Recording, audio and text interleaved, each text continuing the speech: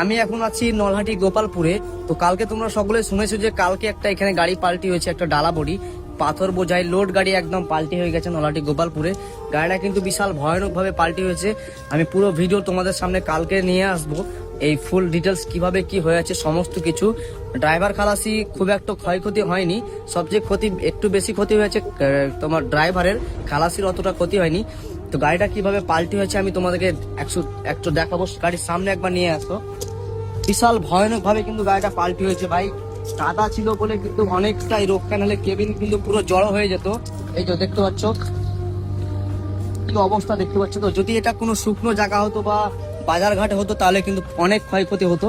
কাদার কারণে কিন্তু ক্ষয়ক্ষতিটা খুব একটা হয়নি।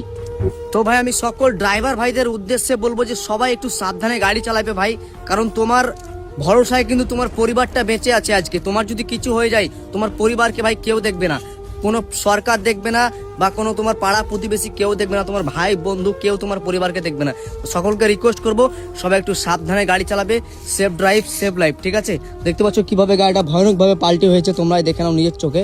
একদম রোড কোথায় আর গাড়িটা কোথায় দেখতে পাচ্ছ তো। মোটামুটি 200 মিটার মতো শুধু কিনারায় কিনারে এসে এখানে পাল্টি হয়েছে, একদম কঠিন ভয়ানকভাবে লোড গাড়ি ভাই।